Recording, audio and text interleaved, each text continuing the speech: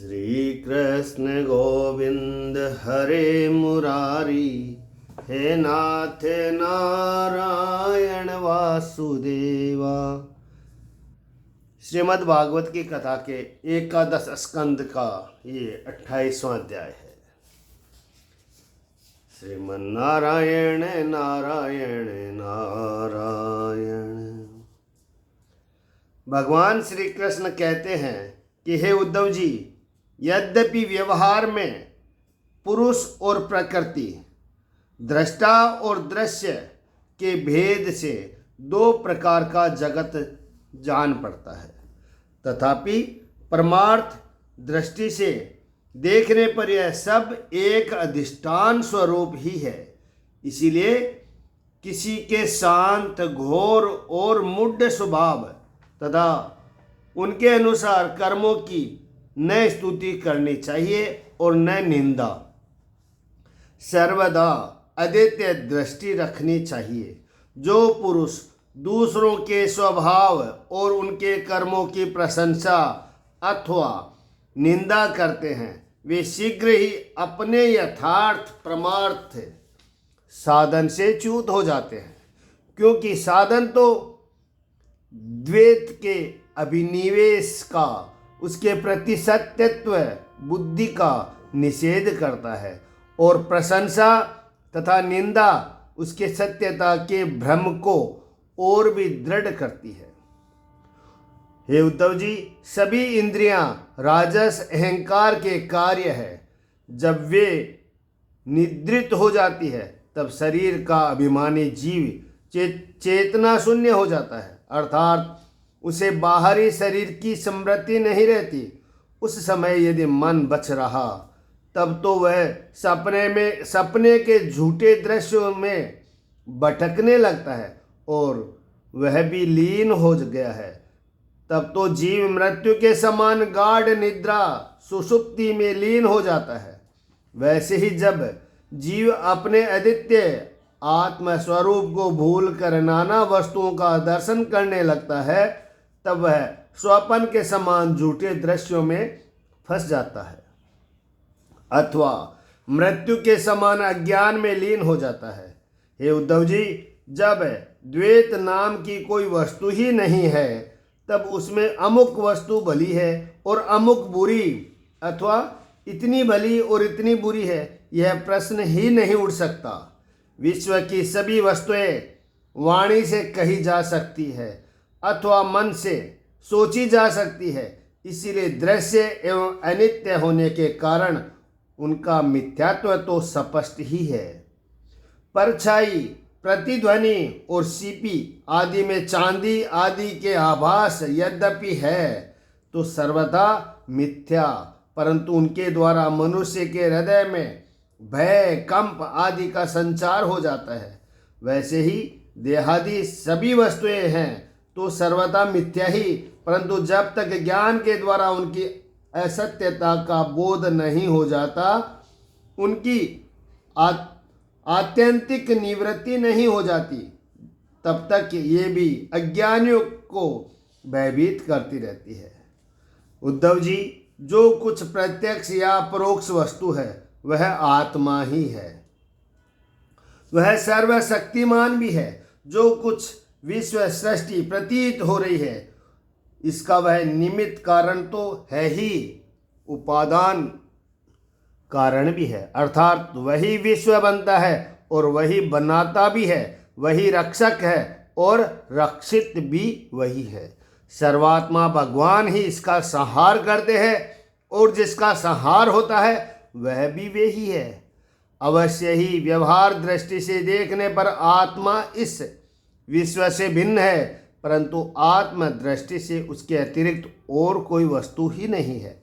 इसके अतिरिक्त जो कोई प्रतीत हो रहा है, उसका किसी भी प्रकार निर्वचन नहीं किया जा सकता, और अनिर्वचन तो केवल आत्म स्वरूप ही है।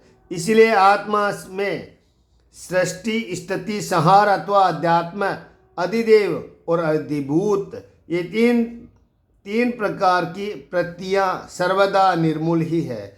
न होने पर भी यूं ही प्रतीत हो रही है।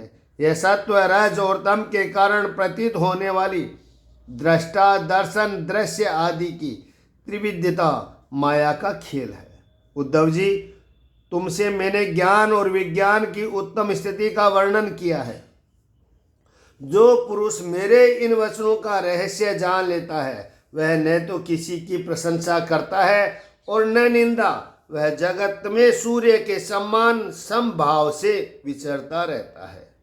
प्रत्यक्ष अनुमान शास्त्र और आत्मानुभूति आदि सभी प्रमाणों से यह सिद्ध है कि यह जगत उत्पत्ति विनाशशील होने के कारण अनित्य एवं असत्य है। यह बात जानकर जगत में असंग भाव से विचरना चाहिए। उद्धव जी ने पूछा कि भगवान, आत्मा है दृष्टा और देह है दृश्य। आत्मा स्वयं प्रकाशक है और देह है जड़। ऐसी स्थिति में जन्म मृत्यु रूप संसार ने न शरीर को हो सकता है और न आत्मा को, परंतु इसका होना भी उपलब्ध होता है। तब यह होता है किससे है? आत्मा तो अविनाशी, प्राकृति अप्राकृत गुणों से रहित, शुद्ध, स्वयं प्रकाशक और सभी प्रकार के आवरणों से रहित है तथा शरीर विनाशी, सगुण, अशुद्ध, प्रकाश्य और आवृत है। आत्मा अग्नि के समान प्रकाशमान है तो शरीर काठ की तरह अचेतन है। फिर यह जन्म मृत्यु रूप संसार है किसे? भगवान श्री कृष्ण ने कहा, वस्तुतः प्रिय उद्धव, संसार का अस्तित्व नहीं, तथापि जब तक देह, इंद्रिय और प्राणों के साथ आत्मा की संबंध भ्रांति है तब तक अविवेकी पुरुषों को वह सत्य सा स्फूर्ति होता है। जैसे स्वप्न में अनेकों विपत्तियां आती है पर वास्तव में वे है ही नहीं, फिर भी स्वप्न टूटने तक उनका अस्तित्व नहीं मिटता। वैसे ही संसार के न होने पर भी जो उसमें प्रतीत होने वाले विषयों का चिंतन करते रहते हैं उनके जन्म मृत्यु संसार की निवृत्ति नहीं होती। जब मनुष्य स्वप्न देखता रहता है तब नींद टूटने के पहले उसे बड़ी बड़ी विपत्तियों का सामना करना पड़ता है, परंतु जब उसका नींद टूट जाती है वह जग उठ पड़ता है, तब न तो स्वप्न की विपत्तियां रहती है और न उनके कारण होने वाले मोह आदि विकार। उद्धव जी, अहंकार ही शोक, हर्ष, भय, क्रोध, लोभ, मोह, स्पृहा और जन्म मृत्यु का शिकार बनता है। आत्मा से तो उनका कोई संबंध ही नहीं है। उद्धव जी, देह, इंद्रिय, प्राण और मन में स्थित आत्मा ही जब उनका अभिमान कर बैठता है, उन्हें अपना स्वरूप मान लेता है, तब उसका नाम जीव हो जाता है। उस सूक्ष्म आत्मा की मूर्ति है। गुण और कर्मों का बना हुआ लिंग शरीर, उसे ही कहीं सूत्रात्मा कहा जाता है और कहीं महत्व है। उसके और भी बहुत से नाम है। वही काल रूप परमेश्वर के अधीन होकर जन्म मृत्यु रूप संसार में इधर उधर भटकता रहता है। वास्तव में मन, वाणी, प्राण और शरीर अहंकार के ही कार्य है। यह है तो निर्मूल, परंतु देवता, मनुष्य आदि अनेक रूपों में इसी की प्रतीत होती है। मननशील पुरुष उपासना की शान पर चढ़ाकर ज्ञान की तलवार को अत्यंत तीखी बना लेता है और उसके द्वारा देहाभिमान का, अहंकार का मूलिछेद करके पृथ्वी में निर्द्वय होकर विचरता है। फिर उसमें किसी प्रकार की आशा तृष्णा नहीं रहती। आत्मा और आत्मा के स्वरूप को पृथक पृथक भली भांति समझ लेना ही ज्ञान है, क्योंकि विवेकी होते ही द्वैत्व का अस्तित्व मिट जाता है। उसका साधन ही तपस्या के द्वारा हृदय को शुद्ध करके वेदादि शास्त्रों का श्रवण करना, इनके अतिरिक्त श्रवणानुकूल युक्तियां, महापुरुषों के उपदेश और इन दोनों के अविरुद्ध स्वानुभूति भी प्रमाण है। सबका सार यही निकलता है कि इस संसार के आदि में जो था तथा अंत में जो रहेगा, जो इसका मूल कारण है और प्रकाशक है, वही अद्वितीय उपाधि शून्य परमात्मा बीच में भी है। उसके अतिरिक्त और कोई वस्तु नहीं है। उद्धव जी, सोने के कंगन, कुंडल आदि बहुत से आभूषण बनते हैं, परंतु जब वे गहने नहीं बने थे तब भी सोना था, और जब नहीं रहेंगे तब भी सोना रहेगा। इसीलिए जब बीच में उसका कंगन, कुंडल आदि अनेकों नाम रख कर व्यवहार करते हैं तब भी वही सोना ही है। ठीक ऐसे ही जगत का आदि, अंत और मध्य मैं ही हूँ। वास्तव में मैं ही सत्य तत्व हूँ। भाई उद्धव, मन की 3 अवस्था होती है, जागृत, स्वपन और सुषुप्ति। इन अवस्थाओं के कारण 3 ही गुण है, सत्य, रज और तम। और जगत के 3 भेद है, अध्यात्मक यानी इंद्रियां, अधिभूत यानी पृथ्वी आदि, और अधिदेव यानी कर्ता। ये सभी त्रिविधताएं जिसकी सतह से सत्य के समान प्रतीत होती है, और समाधि आदि से यह त्रिविधता न रहने पर भी जिसकी सतह बनी रहती है वह तुरीय तत्व है। इन तीनों से परे और इनमें अनुगत चौथा ब्रह्म तत्व ही सत्य है, जो उत्पत्ति से पहले नहीं था, प्रलय के पश्चात भी नहीं रहेगा। ऐसा समझना चाहिए कि बीच में भी वह है नहीं, केवल कल्पना मात्र, नाम मात्र ही है। यह निश्चय सत्य है कि जो पदार्थ जिनसे बनता है और जिसके द्वारा प्रकाशित होता है वही उसका वास्तविक स्वरूप है, वही उसकी परमार्थ सत्ता है। यह मेरा दृढ़ निश्चय है। यह जो विकारमयी राजस सृष्टि है, यह न होने पर भी दिख रही है, यह स्वयं प्रकाश ब्रह्म ही है। इसलिए इंद्रिय, विषय, मन और पंचभूतादि जितने चित्र विचित्र नाम रूप है, उनके रूप में ब्रह्म ही प्रतीत हो रहा है। ब्रह्म विचार के साधन है श्रवण, मनन, निधिध्यासन और स्वानुभूति। उनमें सहायक है आत्मज्ञानी गुरुदेव। इनके द्वारा विचार करके स्पष्ट रूप से देहादि अनात्म पदार्थों का निषेध कर देना चाहिए। इस प्रकार निषेध के द्वारा आत्म विषयक संदेहों को छिन्न भिन्न करके अपने आनंद स्वरूप आत्मा में ही मग्न हो जाए और सब प्रकार की विषय वासनाओं से रहित हो जाए। निषेध करने की प्रक्रिया यह है कि पृथ्वी का विकार होने के कारण शरीर आत्मा नहीं है। इंद्रिय, उनके अधिष्ठता, देवता, प्राण, वायु, जल, अग्नि, मन भी आत्मा नहीं है, क्योंकि इनके धारण पोषण शरीर के समान ही अन्न के द्वारा होता है। बुद्धि, चित्त, अहंकार, आकाश, पृथ्वी, शाब्दिक विषय और गुणों की साम्यावस्था, प्रकृति भी आत्मा नहीं, क्योंकि ये सब के सब दृश्य एवं जड़ है। उद्धव जी, जिसे मेरे स्वरूप का भली भांति ज्ञान हो गया, उसकी वृत्तियां और इंद्रियां यदि समाहित रहती है तो उसे उनसे लाभ क्या है, और यदि वे विक्षिप्त रहती है तो उनसे हानि भी क्या है, क्योंकि अंतकरण और बाह्यकरण सभी गुणमय है और आत्मा से इनका कोई संबंध नहीं है। भला आकाश के बादलों के छा जाने अथवा तीतर बितर हो जाने से सूर्य का क्या बनता बिगड़ता है। जैसे वायु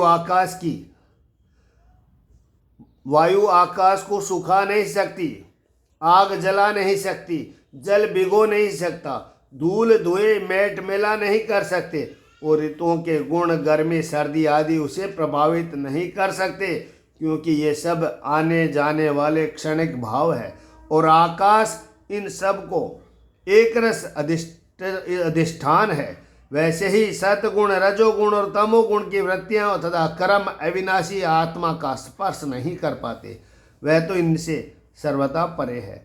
इनके द्वारा तो केवल वही संसार में भटकता है जो इनमें अहंकार कर बैठता है। उद्धव जी, ऐसा होने पर भी तब तक इन माया निर्मित गुणों और उनके कार्यों का संग सर्वदा त्याग देना चाहिए, जब तक मेरे सुदृढ़ भक्ति योग के द्वारा मन का रजोगुण रूप मल एकदम निकल न जाए। उद्धव जी, जैसे भली भांति चिकित्सा न करने पर रोग का समूल नाश नहीं होता, वह बार बार उबर कर मनुष्य को सताया करता है, वैसे ही जिस मन की वासनाएं और कर्मों के संस्कार मिट नहीं गए हैं, जो स्त्री पुत्र आदि में आसक्त है, वह बार बार अधूरे योगी को बेंधता रहता है और उसे कई बार योग भ्रष्ट भी कर देता है। देवताओं के द्वारा प्रेरित शिष्य पुत्र आदि के द्वारा किए गए विघ्नों से यदि कदाचित अधूरा योगी मार्गच्युत हो जाए तो भी वह अपने पूर्वाभ्यास के कारण पुनः योगाभ्यास में ही लग जाता है। कर्म आदि में उनके प्रवृत्ति नहीं होती। उद्धव जी, जीव संस्कार आदि से प्रेरित होकर जन्म से लेकर मृत्यु पर्यंत कर्म में ही लगा रहता है और उनमें इष्ट अनिष्ट बुद्धि करके हर्ष विषाद आदि विकारों को प्राप्त होता रहता है। परंतु जो तत्व को साक्षात्कार कर लेता है वह प्रकृति में स्थित रहने पर भी, संस्कार अनुसार कर्म होते रहने पर भी उनमें इष्ट अनिष्ट बुद्धि करके हर्ष विषाद आदि विकारों से युक्त नहीं होता, क्योंकि आनंद स्वरूप आत्मा के साक्षात्कार से उसकी संसार संबंधी सभी आशा तृष्णा पहले ही नष्ट हो चुकी होती है। जो अपने स्वरूप में स्थित हो गया उसे इस बात का भी पता नहीं रहता कि शरीर खड़ा है या बैठा, चल रहा है या सो रहा है, मल मूत्र त्याग रहा है, भोजन कर रहा है अथवा और कोई स्वाभाविक कर्म कर रहा है, क्योंकि उसकी वृत्ति तो आत्मा स्वरूप में स्थित ब्रह्मकार रहती है। यदि ज्ञानी पुरुष की दृष्टि में इंद्रियों के विविध बाह्य विषय जो कि असत्य है आते भी है, तो वह उन्हें अपने आत्मा से भिन्न नहीं मानता, क्योंकि वे युक्तियों प्रमाणों और स्वानुभूति में से सिद्ध नहीं होते। जैसे नींद टूट जाने पर स्वप्न में देखे हुए और जगाने पर तिरोहित हुए पदार्थों का कोई सत्य नहीं मानता, वैसे ही ज्ञानी पुरुष भी अपने से भिन्न प्रतीयमान पदार्थों को सत्य नहीं मानता। उद्धव जी, इसका यह अर्थ नहीं है कि अज्ञानी ने आत्मा का त्याग कर दिया है और ज्ञानी उसको ग्रहण करता है। इसका तात्पर्य केवल इतना ही है कि अनेकों प्रकार के गुण और कर्मों से युक्त देह, इंद्रिय आदि पदार्थ पहले अज्ञान के कारण आत्मा से अभिन्न मान लिए गए थे, उनका विवेक नहीं था। अब आत्मा दृष्टि होने पर अज्ञान और उसके कार्यों की निवृत्ति हो जाती है, इसीलिए अज्ञानी की निवृत्ति ही अभिष्ट है। वृत्तियों के द्वारा न तो आत्मा का ग्रहण हो सकता और न त्याग। जैसे सूर्य उदय होकर मनुष्यों के नेत्रों के समान अंधकार का पर्दा हटा देते हैं, किसी नई वस्तु का निर्माण नहीं करते, वैसे ही मेरे स्वरूप का दृढ़ अपरोक्ष ज्ञान पुरुष के बुद्धिगत अज्ञान का आवरण नष्ट कर देता है। वह इंद्रिय रूप से किसी वस्तु का अनुभव नहीं करता। उद्धव जी, आत्मा नित्य अपरोक्ष है, उसकी प्राप्ति नहीं करनी पड़ती। वह स्वयं प्रकाशक है, उसमें अज्ञान आदि किसी प्रकार के विचार नहीं है। वह जन्म रहित है, अर्थात कभी किसी प्रकार भी वृत्ति में आरूढ़ नहीं होता, इसीलिए अप्रमेय है। ज्ञान आदि के द्वारा उसका संस्कार भी नहीं किया जा सकता। आत्मा में देश काल और वस्तुकृत परिच्छेद न होने के कारण अस्तित्व, वृद्धि, परिवर्तन, ह्रास और विनाश उसका स्पर्श भी नहीं कर सकते। सबकी ओर सब प्रकार की अनुभूतियाँ आत्मा स्वरूप ही है। जब मन और वाणी आत्मा को अपने अविषय समझकर निवृत्त हो जाते हैं, तब वही सजातीय विजातीय स्वगत भेद से शून्य एक अद्वितीय रह जाता है। यह व्यवहार दृष्टि से उसके स्वरूप का वाणी और प्राण आदि के प्रवर्तक रूप में निरूपण किया जाता है। उद्धव जी, अद्वितीय आत्म तत्व में अर्थहीन नामों के द्वारा विविधता मान लेना ही मन का भ्रम है, अज्ञान है। सचमुच यदि बहुत बड़ा मोह है, क्योंकि अपने आत्मा के अतिरिक्त उस भ्रम का भी और कोई अधिष्ठान नहीं है। अधिष्ठान सत्ता में अध्यस्त की सत्ता है ही नहीं, इसलिए सब कुछ आत्मा ही है। बहुत से पंडिताभिमानी लोग ऐसा कहते हैं कि यह 5 भौतिक द्वैत विभिन्न नामों और रूपों के रूप में इंद्रियों के द्वारा ग्रहण किया जाता है, इसीलिए सत्य है। परंतु यह तो अर्थहीन वाणी का आडंबर मात्र है, क्योंकि तत्व तो इंद्रियों की पृथक सत्ता ही सिद्ध नहीं होती, फिर वे किसी को प्रमाणित कैसे करेगी। हे उद्धव जी, यदि योग साधना पूर्ण होने के पहले ही किसी साधक का शरीर रोगादि उपद्रवों से पीड़ित हो तो उसे इन उपायों का आश्रय लेना चाहिए। गर्मी, ठंडक आदि को चंद्रमा, सूर्य आदि की धारणा के द्वारा, वात आदि रोगों को वायु धारणा युक्त आसनों के द्वारा और ग्रह सर्पाधिक कृत विघ्नों को तपस्या, मंत्र और औषधि के द्वारा नष्ट कर डालना चाहिए। काम, क्रोध आदि विघ्नों के मेरे चिंतन और नाम संकीर्तन आदि का द्वारा नष्ट करना चाहिए तथा पतन की ओर ले जाने वाले दंभ, मद आदि विघ्नों को धीरे धीरे महापुरुषों की सेवा के द्वारा दूर कर देना चाहिए। कोई मनस्वी योगी विविध उपायों के द्वारा इस शरीर को सुदृढ़ और युवा अवस्था में स्थिर करके फिर अणिमा आदि सिद्धियों के लिए योग साधन करते हैं, परंतु बुद्धिमान पुरुष ऐसे विचार का समर्थन नहीं करते, क्योंकि यह तो एक व्यर्थ प्रयास है। वृक्ष में लगे हुए फल के समान इस शरीर का नाश तो अवश्यंभावी है। यदि कदाचित बहुत दिनों तक निरंतर और आदर पूर्वक योग साधना करते रहने पर शरीर सुदृढ़ भी हो जाए, तब भी बुद्धिमान पुरुष को अपनी साधना छोड़कर उतने में ही संतोष नहीं कर लेना चाहिए। उसे तो सर्वदा मेरी प्राप्ति के लिए ही संलग्न रहना चाहिए। जो साधक मेरा आश्रय लेकर मेरे द्वारा कही हुई योग साधना में संलग्न रहता है, उसे कोई भी विघ्न बाधा डिगा नहीं सकती। उसकी सारी कामनाएं नष्ट हो जाती है और वह आत्मानंद की अनुभूति में मग्न हो जाता है। श्री कृष्ण गोविंद हरे मुरारी, हे नाथ नारायण वासुदेवा। 28वां अध्याय समाप्त। 29वां अध्याय। श्री कृष्ण गोविंद हरे मुरारी, हे नाथ नारायण वासुदेवा। ओम नमो भगवते वासुदेवाय। उद्धव जी ने कहा, अच्युत्य, जो अपना मन वश में नहीं कर सका है, उसके लिए आपकी बतलाई हुई इस योग साधना को तो मैं बहुत ही कठिन समझता हूँ। अतः अब आप कोई ऐसा सरल और सुगम साधन बतलाइए जिससे मनुष्य अनायास ही परम पद प्राप्त कर सके। कमल नयन, आप जानते ही हैं कि अधिकांश योगी जब अपने मन को एकाग्र करने लगते हैं, तब वे बार बार चेष्टा करने पर भी सफल न होने के कारण हार मान लेते हैं और उसे वश में न कर पाने के कारण दुखी हो जाते हैं।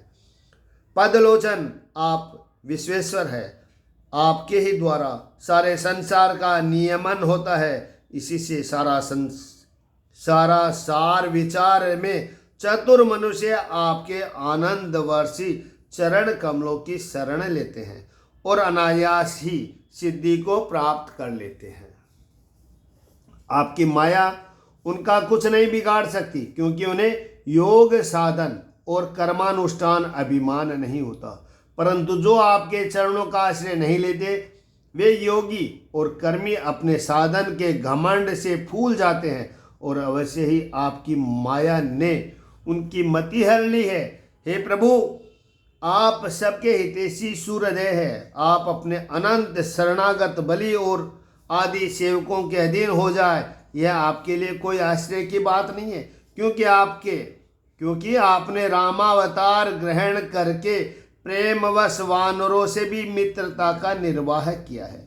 यद्यपि ब्रह्म आदि लोग के स्वर्ण गण भी अपने दिव्य किरीटों को आपके चरण कमल रखने की चौकी पर रगड़ते रहते हैं। हे प्रभु, आप सबके प्रियतम स्वामी और आत्मा है। आप अपने अनन्य शरणगतों की सब कुछ दे देते हैं। आपने बलि, प्रहलाद आदि अपने भक्तों को जो कुछ दिया है उसे जानकर ऐसा कौन पुरुष होगा जो आपको छोड़ देगा। यह बात किसी प्रकार बुद्धि में नहीं आती कि भला कोई विचारवान विस्मृति गर्त में डालने वाले, तुच्छ विषयों में ही फंसा रखने वाले भोगों को क्या चाहेगा। हम लोग आपके चरण कमलों की रजक उपासक हमारे लिए दुर्लभ भी क्या है। भगवान, आप समस्त प्राणियों के अंतकरण में अंतर्यामी रूप में से और बाहर गुरु रूप में स्थित होकर उनके सारे पाप ताप मिटा देते हैं और अपने वास्तविक स्वरूप को उनके प्रति प्रकट कर देते हैं। बड़े बड़े ब्रह्म ज्ञानी ब्रह्मा जी के समान लंबी आयु पाकर भी आपके उपकारों का बदला नहीं चुका सकते। इसी से वे अपने उपकारों का स्मरण करके क्षण क्षण अधिकाधिक आनंद का अनुभव करते रहते हैं। श्री सुखदेव जी कहते हैं कि हे परीक्षित, भगवान श्री कृष्ण ब्रह्मादि ईश्वरों के भी ईश्वर है। वे ही सत्य रज आदि गुणों के द्वारा ब्रह्मा विष्णु और रुद्र का रूप धारण करके जगत की उत्पत्ति स्थिति आदि के खेल खेला करते हैं। जब उद्धव जी ने अनुराग भरे चित्त से उनसे यह प्रश्न किया, तब उन्होंने मंद मंद मुस्कुराकर बड़ी प्रेम से कहना प्रारंभ किया। श्री कृष्ण भगवान ने कहा कि प्रिय उद्धव, अब मैं तुम्हें अपने उन मंगलमय भागवत धर्मों का उपदेश करता हूँ जिनका श्रद्धा पूर्वक आचरण करके मनुष्य संसार रूप दुर्जन्य मृत्यु को अनायास ही जीत लेता है। हे उद्धव जी, मेरे भक्त को चाहिए कि अपने सारे कर्म मेरे लिए ही करे और धीरे धीरे उनको करते समय मेरे स्मरण का अभ्यास बढ़ाए। कुछ ही दिनों में उसके मन और चित्त मुझ में समर्पित हो जाएंगे। इसके मन और आत्मा मेरे ही धर्मों में रम जाएगी। मेरे भक्त साधुजन जिन पवित्र स्थानों में निवास करते हो उन्हीं में रहे और देवता असुर अथवा मनुष्य में जो मेरे अनन्य भक्त हो उनके आचरणों का अनुसरण करें। पर्व के अवसरों पर सबके साथ मिलकर अथवा अकेला ही नृत्य गान वाद आदि महाराजोचित ठाट बाट से मेरी यात्रा आदि के महोत्सव करें। शुद्ध शुद्धांत कर्ण पुरुष आकाश के समान बाहर और भीतर परिपूर्ण और आवरण शून्य मुझ परमात्मा को ही समस्त प्राणियों और अपने हृदय में स्थित देखे। निर्मल बुद्धि उद्धव जी, जो साधक केवल इस ज्ञान दृष्टि का आशय लेकर संपूर्ण प्राणियों और पदार्थों में मेरा दर्शन करता है और उन्हें मेरा ही रूप मानकर सत्कार करता है, तथा ब्राह्मण और चांडाल, चोर और ब्राह्मण भक्त, सूर्य और चिंगारी तथा कृपालु और क्रूर में समान दृष्टि रखता है, उसे ही सच्चा ज्ञानी समझना चाहिए। जब निरंतर सभी नर नारियों में मेरी ही भावना की जाती है, तब थोड़े ही दिनों में साधक के चित्त से स्पर्धा यानी होड़, ईर्ष्या, तिरस्कार और अहंकार आदि दोष दूर हो जाते हैं। अपने ही लोग यदि हंसी करे तो करने दे, उनकी परवाह न करे। मैं अच्छा हूँ, वह बुरा है, ऐसी देह दृष्टि को और लोक लज्जा को छोड़ दे और कुत्ते, चांडाल, गो एवं गधे को भी पृथ्वी पर गिरकर साष्टांग दंडवत प्रणाम करे। जब तक समस्त प्राणियों में मेरी भावना, भगवत भावना न होने लगे, तब तक इस प्रकार से मन, वाणी और शरीर के सभी संकल्पों और कर्मों द्वारा मेरी उपासना करता रहे। हे उद्धव जी, जब इस प्रकार सर्वत्र आत्म बुद्धि ब्रह्म बुद्धि का अभ्यास किया जाता है, तब थोड़े ही दिनों में उसे ज्ञान होकर सब कुछ ब्रह्म स्वरूप दिखने लगता है। ऐसी दृष्टि हो जाने पर सारे संशय संदेह अपने आप निवृत्त हो जाते हैं और वह सब कहीं मेरे साक्षात्कार करके संसार दृष्टि से उपराम हो जाता है। मेरी प्राप्ति के जितने साधन हैं उनमें मैं तो सबसे श्रेष्ठ साधन यही समझता हूँ कि समस्त प्राणियों और पदार्थों में मन, वाणी और शरीर की समस्त वृत्तियों से मेरी ही भावना की जाए। उद्धव जी, यही मेरा अपना भागवत धर्म है। इसको एक बार आरंभ कर देने के बाद फिर किसी प्रकार की विघ्न बाधा से इसमें रति भर भी अंतर नहीं पड़ता, क्योंकि यह धर्म निष्काम और स्वयं मैंने ही इस निर्गुण होने के कारण सर्वोत्तम निश्चय किया है। भागवत धर्म में किसी प्रकार की त्रुटि पड़नी तो दूर रही, यदि इस धर्म का साधक भय, शोक आदि के अवसर पर होने वाले भावना और रोने पीटने भागने जैसा निरर्थक क्रम भी निष्काम भाव से मुझे समर्पित कर दे तो वे भी मेरी प्रसन्नता के कारण धर्म बन जाते हैं। विवेकियों के विवेक और चतुरों के चतुराई की पराकाष्ठ इसी में है कि वे इसी विनाश और असत्य शरीर के द्वारा मुझे अविनाशी और सत्य तत्व को प्राप्त कर ले। हे उद्धव जी, यह संपूर्ण ब्रह्म विद्या का रहस्य मैंने संक्षेप और विस्तार से तुम्हें सुना दिया। इस रहस्य को समझना मनुष्यों की तो कौन कहे, देवताओं के लिए भी अत्यंत कठिन है।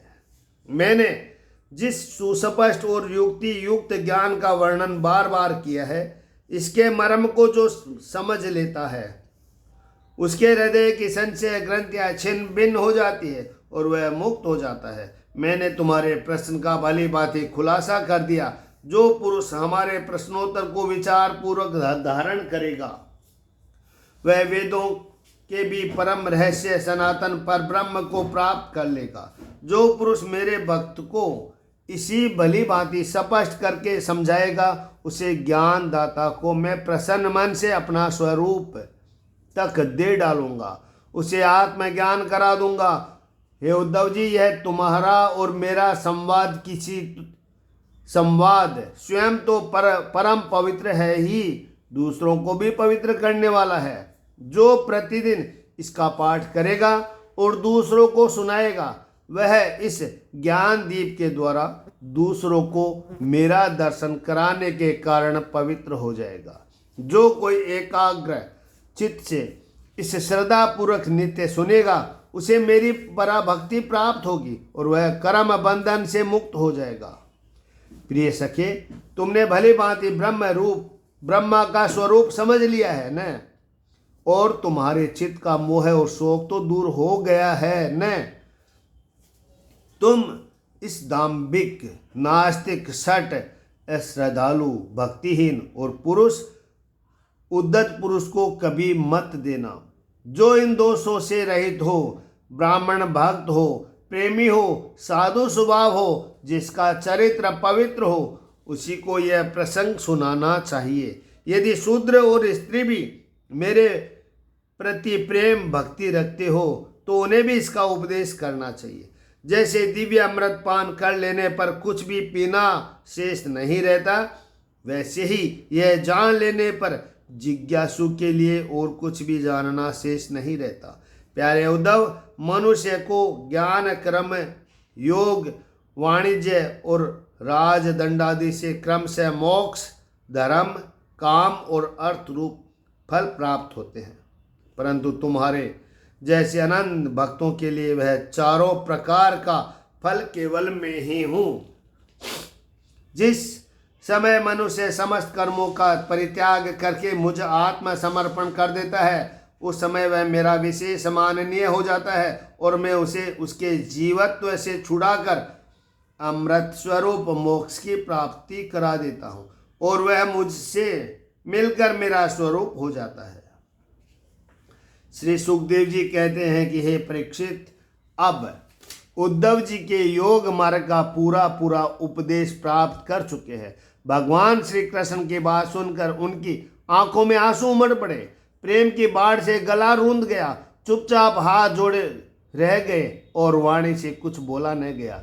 उनका चित्त प्रेमावेश से विह्वल हो रहा था। उन्होंने धैर्यपूर्वक उसे रोका और अपने को अत्यंत सौभाग्यशाली अनुभव करते हुए सिर से यदुवंश शिरोमणि भगवान श्री कृष्ण के चरणों को स्पर्श किया और हाथ जोड़कर उनसे यह प्रार्थना की। उद्धव जी बोले कि हे प्रभु, आप माया और ब्रह्म आदि के भी मूल कारण है। मैं मोह के महान अंधकार में भटक रहा था। उद्धव जी ने कहा कि हे प्रभु, आप माया और ब्रह्मा आदि के भी मूल कारण है। मैं मोह के महान अंधकार में भटक रहा था।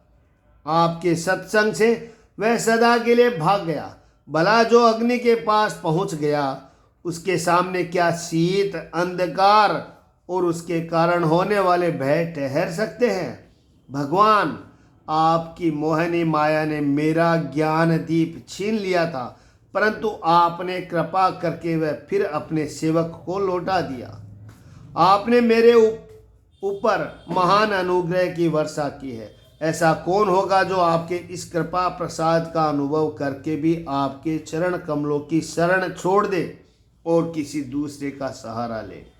आपने अपनी माया से सृष्टि वृद्धि के लिए दासाहर, वृषणी, अंधक और शांतवंशी यादों के साथ मुझे सुदृढ़ स्नेह पास से बांध दिया था। आज आपने आत्मबोध की तीखी तलवार से उस बंधन को अनायासी काट डाला।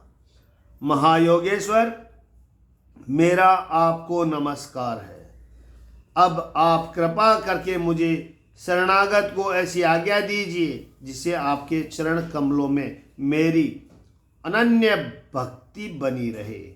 भगवान श्री कृष्ण ने कहा कि हे उद्धव जी, अब तुम मेरे आज्ञा से बद्रीवन में चले जाओ। वह मेरा ही आश्रम है। वहाँ मेरे चरण कमलों के धोवन, गंगा जल का स्नान पान के द्वारा सेवन करके तुम पवित्र हो जाओगे। अलकानंदा के दर्शन मात्र से तुम्हारे सारे पाप ताप नष्ट हो जाएंगे। प्रिय उद्धव, तुम वहाँ वृक्षों की छाल पहनना, वन के कंद मूल फल खाना और किसी भोग की अपेक्षा न रखकर निष्प्रह वृत्ति से अपने आप में मस्त रहना। सर्दी गर्मी सुख दुख जो कुछ आ पड़े उसे सम रह कर सहना, स्वभाव साम्य रखना, इंद्रियों को वश में रखना, चित्त शांत रहे, बुद्धि समाहित रहे और तुम स्वयं मेरे स्वरूप के ज्ञान और अनुभव में डूबे रहना। मैंने तुम्हें जो कुछ शिक्षा दी है उसका एकांत में विचार पूर्वक अनुभव करते रहना। अपनी वाणी और चित्त मुझ में ही लगाए रखना और मेरे बतलाए हुए भगवत धर्म में प्रेम से रम जाना। अंत में तुम त्रिगुण और उनसे संबंध रखने वाली गतियों को पार करके उनसे परे और मेरे परमार्थ रूप में मिल जाओगे।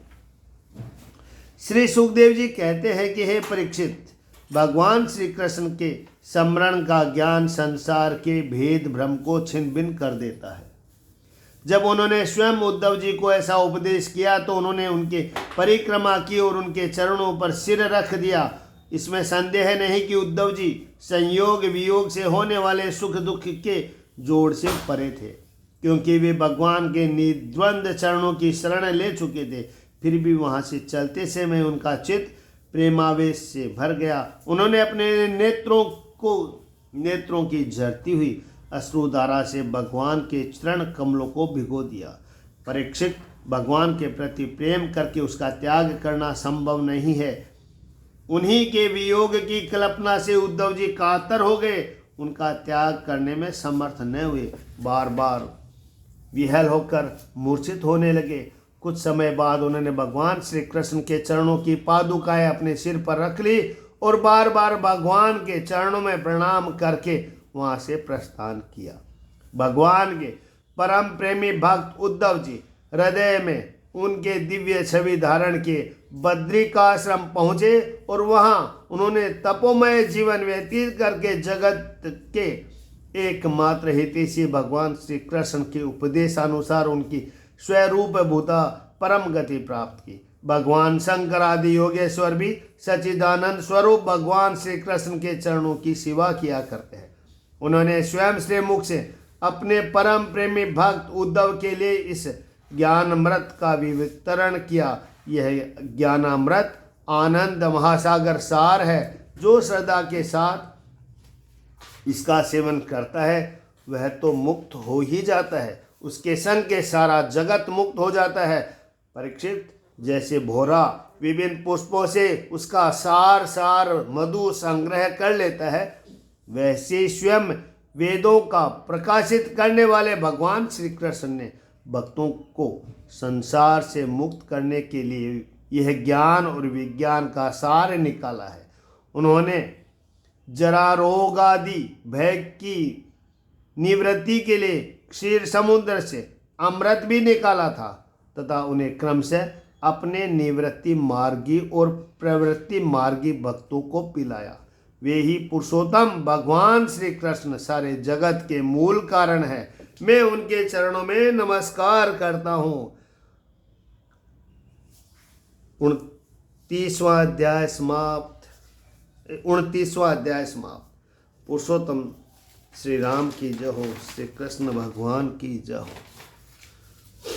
श्री कृष्ण गोविंद हरे मुरारी, हे नाथ नारायण वासुदेवा। 30वां अध्याय। राजा परीक्षित ने पूछा कि भगवान जब महाभागवत उद्धव जी बद्रीवन को चले गए तब भूत भावन भगवान श्री कृष्ण ने द्वारका में क्या लीला रची। प्रभु, यदुवंश शिरोमणि भगवान श्री कृष्ण ने अपने कुल के ब्रह्म श्रापग्रस्त होने पर सबके नेत्रादि इंद्रियों के परम प्रिय अपने दिव्य श्री विग्रह की लीला का संवरण कैसे किया। भगवान जब स्त्रियों के नेत्र उनके श्री विग्रह में लग जाते हैं तब वे उन्हें वहां से हटाने में असमर्थ हो जाती थी। जब संत पुरुष उनकी रूप माधुरी को वर्णन सुनते हैं तब वह श्री विग्रह कानों के रास्ते प्रवेश करके उनके चित्त में गड़ा सा जाता है, वहां से हटना नहीं जानता। उसकी शोभा कवियों की काव्य रचना के अनुराग का रंग भर देती है और उनके सम्मान बढ़ा देती है। इसके संबंध में तो कहना ही क्या है। महाभारत युद्ध के समय जब वे हमारे दादा अर्जुन के रथ पर बैठे हुए थे, उस समय जिन योद्धाओं ने उसे देखते देखते शरीर त्याग किया, उन्हें सारूप्य मुक्ति मिल गई।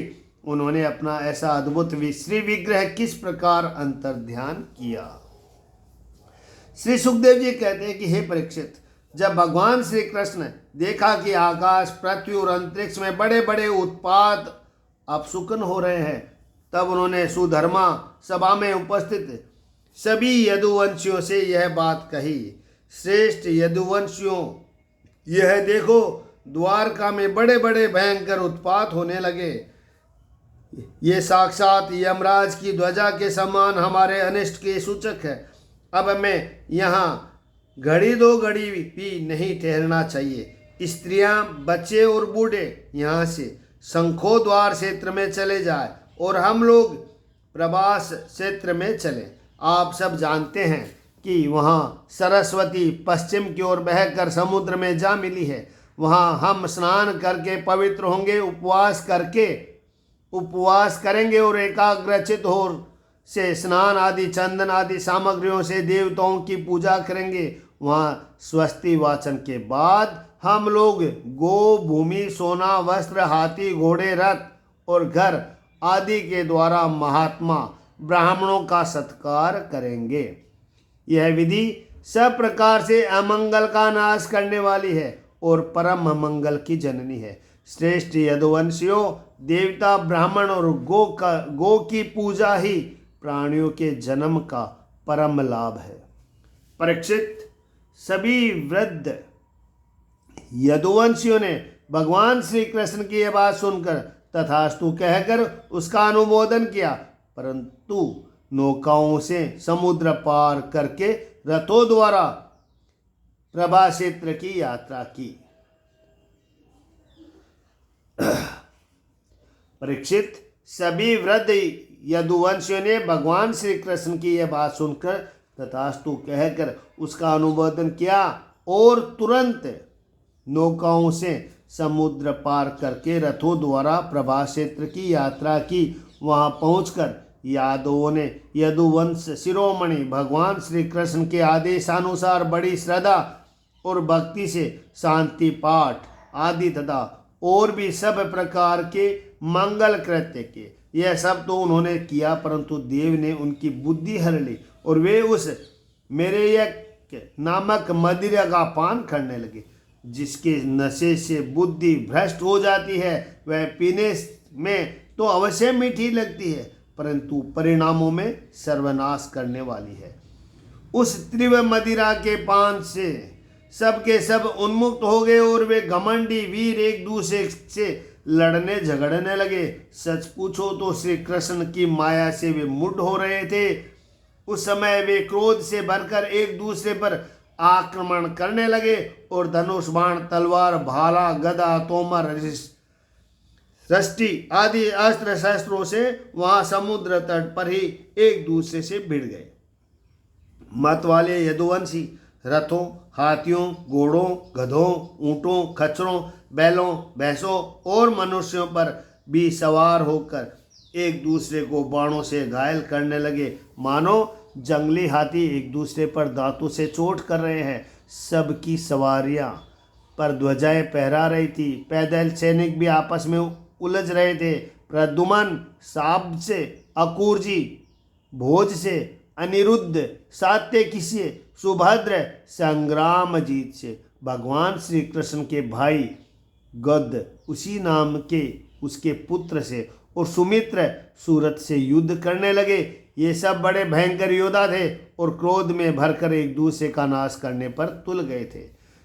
इनके अतिरिक्त निषट उल्मुख सहस्त्रजीत सत्यजीत और भानु आदि यादव भी एक दूसरे से गुथ गए। भगवान श्री कृष्ण की माया ने तो उन्होंने अत्यंत मोहित कर ही रखा था, इधर मदिरा के नशे ने भी उन्हें अंधा बना दिया था। दारसा है वृष्णि अंधक भोज सात्विक मधु अर्बुद माथुर सूरसेन विसर्जन का कुकुर कुंती आदि वंशों के लोग सौहार्द और प्रेम को भुलाकर आपस में मार काट करने लगे।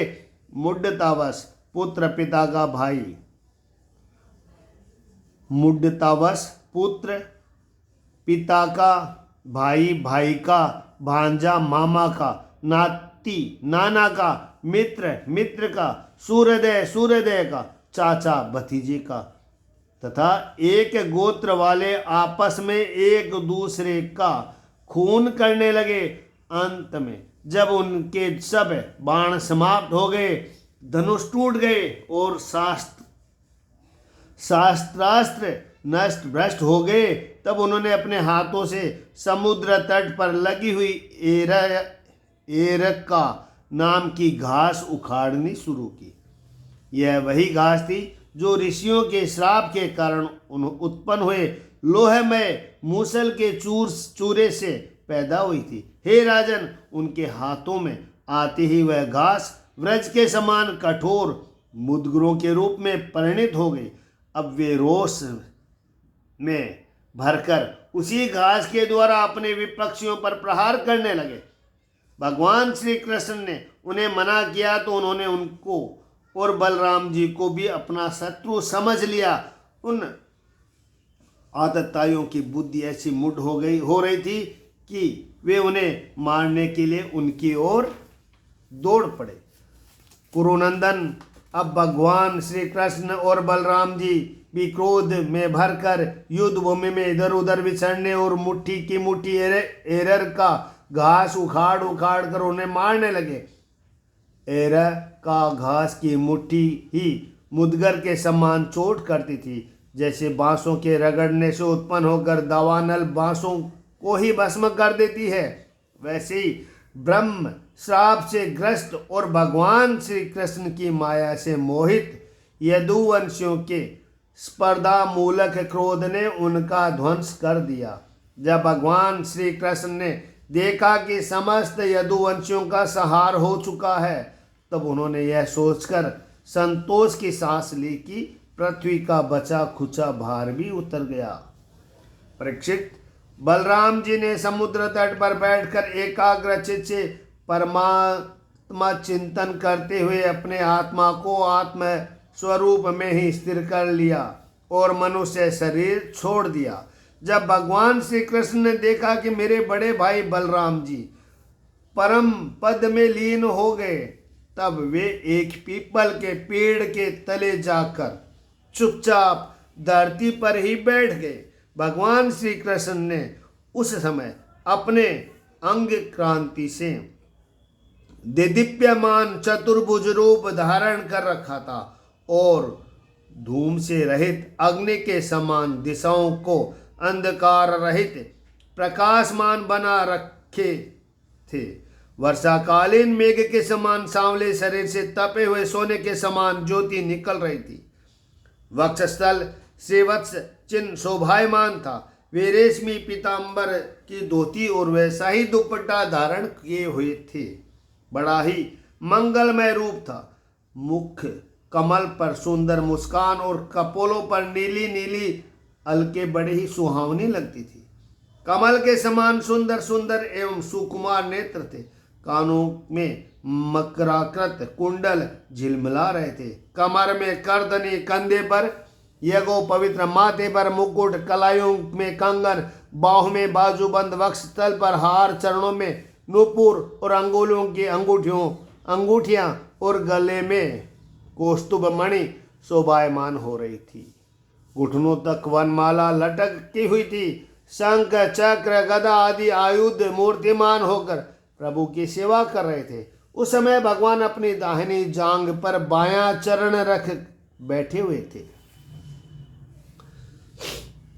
लाल लाल तलवा रक्त कमल के समान चमक रहा था। परीक्षित जरा नाम का एक बहेलिया था। उसके मूसले के बच्चे हुए टुकड़े से अपने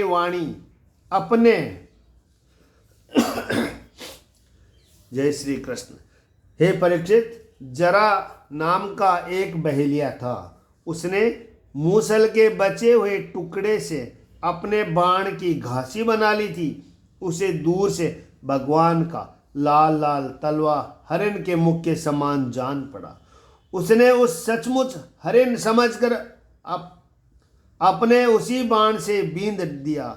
जब वह पास आया तब उसने देखा कि अरे, ये तो चतुर्भुज पुरुष है। अब तो वह अपराध कर चुका था, इसीलिए डर के मारे कांपने लगा और दैत्य दलन भगवान श्री कृष्ण के चरणों पर सिर रखकर धरती पर गिर पड़ा। उसने कहा कि हे मधुसूदन, मैंने अनजान में यह पाप किया है। सचमुच मैं बहुत ही बड़ा पापी हूँ, परंतु आप परम यशस्वी और निर्विकार है। आप कृपा करके मेरा अपराध क्षमा कीजिए।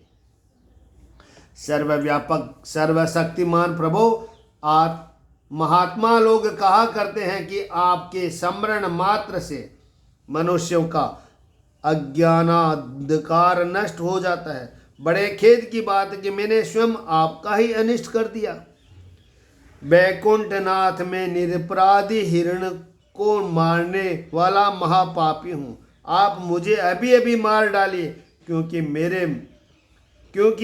मर जाने पर मैं फिर कभी आप जैसे महापुरुषों का ऐसा अपराध न करूँगा। भगवान संपूर्ण विद्याओं के पारदर्शी ब्रह्मा जी और उनके पुत्र रुद्र आदि भी आपके योग माया का विलास नहीं समझ पाते, क्योंकि उनकी दृष्टि भी आपकी माया से आवृत है।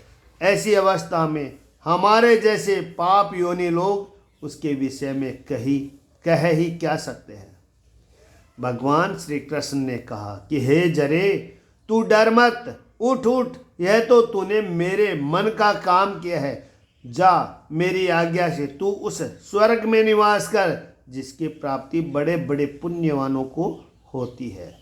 श्री सुखदेव जी कहते हैं कि हे परीक्षित, भगवान श्री कृष्ण तो अपनी इच्छा से शरीर धारण करते हैं। जब उन्होंने जरा व्याध को यह आदेश दिया तब उसने उनकी 3 बार परिक्रमा की, नमस्कार किया और विमान पर सवार होकर स्वर्ग को चला गया। भगवान श्री कृष्ण का सारथी दारुक उनके स्थान का पता लगाता हुआ उनके द्वारा धारण की हुई तुलसी की गंध से युक्त वायु सूंघ कर और उसने उनके होने का स्थान का अनुमान लगाकर सामने की ओर आ गया। दारुण के वहां जाकर देखा कि भगवान श्री कृष्ण पीपल के वृक्ष के नीचे आसन लगाए बैठे हैं। ऐसे तेज वाले आयुध मूर्तिमान होकर उनकी सेवा में संलग्न है। उन्हें देखकर दारुक के हृदय में प्रेम की बाढ़ आ गई, नेत्रों में आंसुओं की धारा बहने लगी। वह रथ से कूदकर भगवान के चरणों पर गिर पड़ा।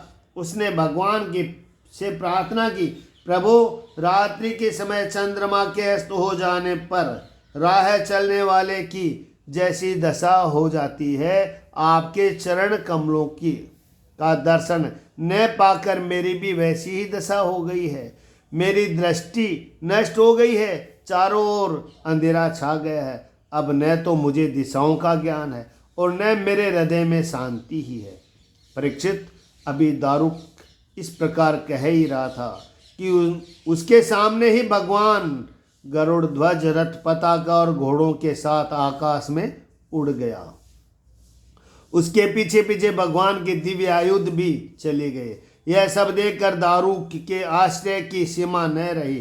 तब भगवान ने उससे कहा, दारुक, अब तुम द्वारका चले जाओ और वहाँ यदुवंशियों के पारस्परिक संहार, भैया बलराम जी का परम गति और मेरे स्वधाम गमन की बात कहो। उनसे कहना कि अब तुम लोगों को अपने परिवार वालों के साथ द्वारका में नहीं रहना चाहिए।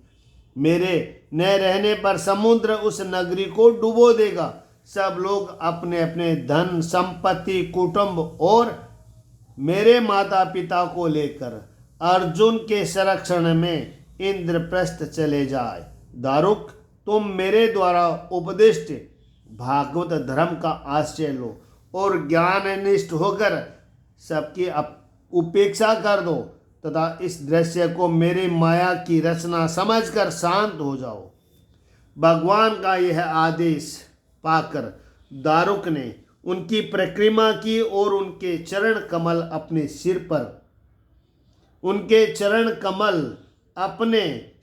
पर रखकर बारंबार प्रणाम किया। तदंतर वह उदास मन से द्वारका के लिए चल पड़ा। श्रीमन्नारायण नारायण नारायण। 30वां अध्याय समाप्त हुआ। पुरुषोत्तम श्री राम की जय हो, श्री कृष्ण भगवान की जय हो। 31वां अध्याय। श्री कृष्ण गोविंद हरे मुरारी, हे नाथ नारायण वासुदेवा। श्री सुखदेव जी कहते हैं कि हे परीक्षित, दारुक के चले जाने पर ब्रह्मा जी, शिव, पार्वती, इंद्रादि, लोकपाल, मरीचि आदि प्रजापति, बड़े बड़े ऋषि मुनि, पितर, सिद्ध, गंधर्व, विद्याधर, नाग, चारण, यक्ष, राक्षस, किन्नर, अप्सराएं तथा गरुड़ लोक के विभिन्न पक्षी अथवा मैत्री आदि ब्राह्मण भगवान श्री कृष्ण के परम धाम प्रस्थान को देखने के लिए बड़े उत्सुकता से वहां आए। वे सभी भगवान श्री कृष्ण के जन्म और लीलाओं का गान अथवा वर्णन कर रहे थे। उनके विमानों से सारा आकाश बरसा गया था। वे बड़े भक्ति से भगवान पर पुष्पों की वर्षा कर रहे थे। सर्वव्यापक भगवान श्री कृष्ण ने ब्रह्मा जी और अपने विभूति स्वरूप देवताओं को देखकर अपने आत्मा को स्वरूप में स्थित किया और कमल के समान नेत्र बंद कर लिए। भगवान का श्री विग्रह उपासकों को ध्यान और धारण का मंगलमय आधार और समस्त लोगों के लिए परम रमणीय आश्रय है। इसलिए उन्होंने योगियों के समान अग्नि देवता संबंधी योग धारण के द्वारा उसको जलाया नहीं, सह शरीर अपने धाम में चले गए। उस समय स्वर्ग में नगारे बजने लगे, आकाश में पुष्पों की वर्षा होने लगी। परीक्षित, भगवान श्री कृष्ण के पीछे पीछे इस लोक से सत्य, धर्म और धैर्य, कीर्ति और श्रीदेवी भी चली गई। भगवान श्री कृष्ण की गति मन और वाणी से परे है। तभी तो जब भगवान अपने धाम में प्रवेश करने लगे तब ब्रह्मादि देवता भी उन्हें न देख सके। इस घटना से उन्हें बड़ा ही विस्मय हुआ। जैसे बिजली मेघमंडल को छोड़कर जब आकाश में प्रवेश करती है तब मनुष्य उसकी चाल नहीं देख पाते, वैसे ही बड़े बड़े देवता भी श्री कृष्ण की गति के संबंध में कुछ न जान सके। ब्रह्मा जी और भगवान शंकर आदि देवता भगवान की यह परम योगमयी गति देखकर बड़े विस्मय के साथ उसकी प्रशंसा करते अपने अपने लोक में चले गए। परीक्षित, जैसे नट अनेकों प्रकार के स्वांग बनाता है परंतु रहता है उन सबसे निर्लेप, वैसे ही भगवान का मनुष्य के समान जन्म लेना, लीला करना, फिर उसे संवरण कर लेना उसकी माया का विलास मात्र है, अभिनय मात्र है। वे स्वयं ही इस जगत की सृष्टि करके उसमें प्रवेश करके विहार करते और अंत में संहार लीला करके अपने अनंत महिमामय स्वरूप में ही स्थित हो जाते हैं। सांदीपन गुरु का पुत्र यमपुरी चला गया था परंतु उसे वे मनुष्य शरीर के साथ लौटा लाए। तुम्हारा ही शरीर ब्रह्म शास्त्र से जल चुका था परंतु उन्होंने तुम्हें जीवित कर दिया। वास्तव में उनकी शरणागत वत्सल्य ऐसी है। और तो क्या कहूँ, उन्होंने कालों के महाकाल भगवान शंकर को भी युद्ध में जीत लिया और अत्यंत अपराधी अपने शरीर पर ही प्रहार करने वाले व्याघ्र को भी सदेह स्वर्ग भेज दिया। प्रिय परीक्षित, ऐसे स्थिति में क्या वे अपने शरीर का सदा के लिए यहाँ नहीं रख सकते थे?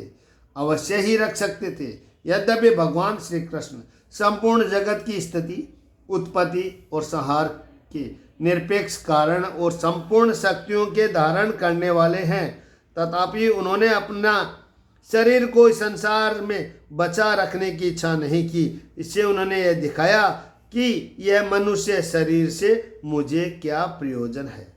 आत्मनिष्ठा पुरुषों के लिए आदर्श है कि वे शरीर रखने की चेष्टा न करें। जो पुरुष प्रातः काल उठकर भगवान श्री कृष्ण परम धाम गमन की इस कथा का एकाग्र और भक्ति के साथ कीर्तन करेगा, उसे भगवान का वही सर्वश्रेष्ठ परम पद प्राप्त होगा। इधर दारुक भगवान श्री कृष्ण के विरह से व्याकुल होकर द्वारका आया और वासुदेव जी तथा उग्रसेन के चरणों पर गिर गिर कर उन्हें आंसुओं से भिगोने लगा। परीक्षित, उसने अपने को संभाल कर वंशियों के विनाश का पूरा विवरण कह सुनाया। उसे सुनकर लोग बहुत ही दुखी हुए और मारे शोक के मूर्छित हो गए। भगवान श्री कृष्ण के वियोग से विहल होकर वे लोग सिर पीटते हुए वहां तुरंत पहुंचे जहां उनके भाई बंधु निष्प्राण होकर पड़े हुए थे। देव की रोहिणी और वासुदेव जी अपने प्यारे पुत्र श्री कृष्ण और बलराम को न देखकर शोक की पीड़ा से बेहोश हो गए। उन्होंने भगवत ही द्वीर हरि से व्याकुल होकर वहीं अपने प्राण छोड़ दिए। स्त्रियों ने अपने अपने पतियों के शव पहचान कर उन्होंने हृदय से लगा लिया और उनके साथ चिता पर बैठकर भस्म हो गई। बलराम जी की पत्नियां उनके शरीर को, वासुदेव जी की पत्नियां उनके शव को और भगवान के पुत्र वधुएं अपने पतियों की लाशों को लेकर अग्नि में प्रवेश कर गई। भगवान श्री कृष्ण की रुक्मिणी आदि पटरानियां उनके ध्यान में मग्न होकर अग्नि में प्रवेश हो गई। हे परीक्षित, अर्जुन अपने प्रियतम और सखा भगवान श्री कृष्ण के विरह से पहले तो अत्यंत व्याकुल हो गए, फिर उन्होंने उन्हीं के गीतोक्त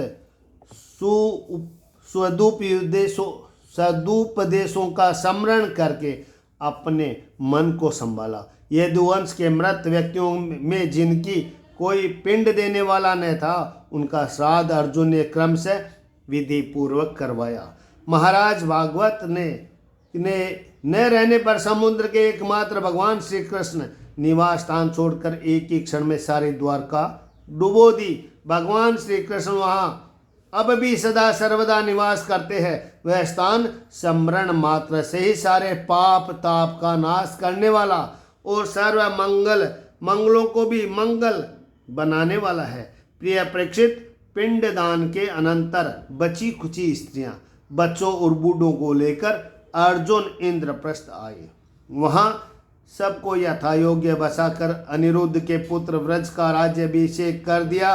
राजन, तुम्हारे दादा युधिष्ठिर आदि पांडवों को अर्जुन से ही यह बात मालूम हुई कि यदुवंशियों का संहार हो गया। तब उन्होंने अपने वंशधर तुम्हें राजपद पर अभिषिक्त करके हिमालय के वीर यात्रा की। मैंने तुम्हें देवताओं के भी आराध्य देव भगवान श्री कृष्ण की जन्म लीला और कर्म लीला सुनाई। जो मनुष्य श्रद्धा के साथ इसका कीर्तन करता है वह समस्त पापों से मुक्त हो जाता है। परीक्षित, जो मनुष्य इस प्रकार भक्ति व्यवहार निखिल सौंदर्य माधुर्य निधि श्री कृष्ण चंद्र के अवतार संबंधी रुचिर पराक्रम और इस श्रीमद् भागवत महापुराण में तथा दूसरे पुराणों में वर्णित परमानंद में बाल लीला किशोर लीला आदि का संकीर्तन करता है, वह परमहंस मुनिंद्रियों के अंतिम प्राप्ति व श्री कृष्ण के चरणों में पराभक्ति प्राप्त करता है। श्री कृष्ण गोविंद हरे मुरारी, हे नाथ नारायण वासुदेवा। इति एकादश स्कंद समाप्त। हरि ओम तत्सत्। ये श्रीमद् भागवत की इति श्रीमद् भागवते भाषा टीका एकादश स्कंद समाप्त। श्री कृष्ण गोविंद हरे मुरारी, हे नाथ नारायण वासुदेवा। ओम नमो भगवते वासुदेवाय।